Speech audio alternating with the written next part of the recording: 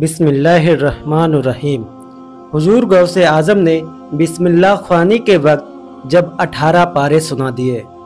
हज़रत फ़ातिमा उम्मुल खैर बयान फरमाती हैं कि विलादत के साथ अहकाम शरीयत को इस कद्र एहतराम था कि मेरा बेटा अब्दुल कादिर रमज़ान भर दिन में कतई दूध नहीं पीता था।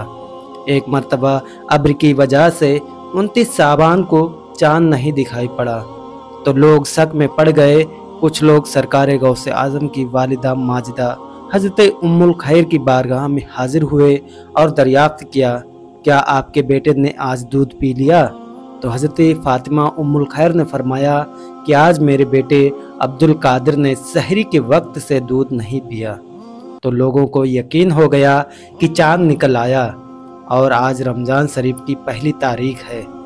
बाद में सरई शहादत से यह साबित हो गया कि चाँद निकल आया था और खुद हज़रत गौसे आज़म रज़ियल्लाहु ताला अन्हु की वालिदा मोहतरमा का बयान है कि दूध पीने के ज़माने में मेरे बेटे अब्दुल कादिर की यह हालत थी कि मेरा बेटा साल के तमाम हिस्सों में दूध पीता था, लेकिन ज्यों ही रमज़ान शरीफ शुरू होता तो मेरा बेटा अब्दुल कादिर सहरी के वक्त से इफ्तारी के वक्त तक हरगिज कुछ खाता पीता नहीं था। लेकिन जो ही हम लोग इफ्तारी करते तो मेरा बेटा भी दूध पीता। बचपन में आम तौर बच्चे खेल कूद के शौकीन हुआ करते हैं, मगर अल्लाह ताला का यह मंजूर नहीं था कि आसमाने कुतबियत का यह रोशन सितारा खेल कूद में मारा फिरे। इसलिए हज़रत गौसे आज़म रज़ियल्लाहु ताला अन्हु लड़कपन ही से खेल कूद से दूर ही रहे। हज़रत गौसे आज़म रज़ियल्लाहु ताला अन्हु ने खुद अपने बचपन की हालात बयान फरमाते हुए इरशाद फरमाया है कि जब कभी मैं बच्चों के साथ खेलने का इरादा करता तो मैं सुनता था कोई कहने वाला मुझसे कहता कि ए बरकत वाले मेरी तरफ आ जा, तो मैं डर कर भागता और अपनी मुकद्दस माँ की गोद में छुप जाता। और मैं अभी भी तन्हाई में एक आवाज़ सुनता हूँ। और हज़रत गौसे आज़म रज़ियल्लाहु ताला अन्हु ने यह भी फरमाया कि मैं अपनी जवानी के दिनों में सफ़र में था, यहाँ तक कि मैं सुनता था कोई मुझसे कहता था कि ए अब्दुल कादिर तुमको मैंने अपने लिए पसंद किया है। मैं आवाज़ सुना करता था और कहने वाले को नहीं देखता था। मुजाहदा के दिनों में मुझे ऊँग आती तो सुना करता था कि कोई कहता ए अब्दुल कादिर तुमको मैंने सोने के लिए नहीं पैदा किया, और बेशक हम तुम्हारे उस वक्त भी दोस्त थे जबकि तुम कुछ न थे, तो जब तुम कुछ हो गए तो हमसे गाफिल ना होना।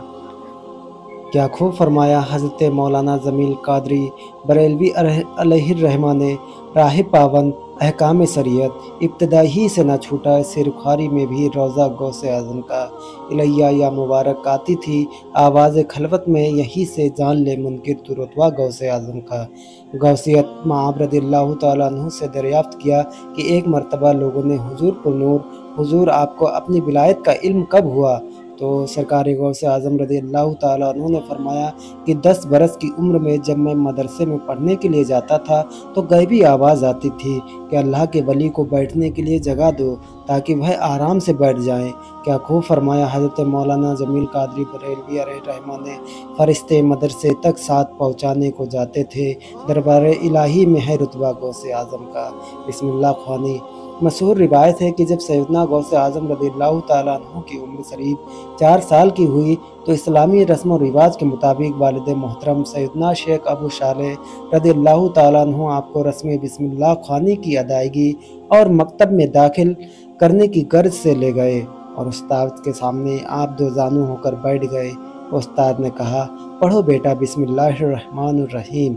आपने बिस्मिल्लाह शरीफ पढ़ने के साथ साथ अलिफ लाम मीम से लेकर मुकम्मल 18 पारे ज़बानी पढ़ डाले। उस्ताद हैरत के साथ दरियाफ्त किया कि यह तुमने कब पढ़ा और कैसे याद किया?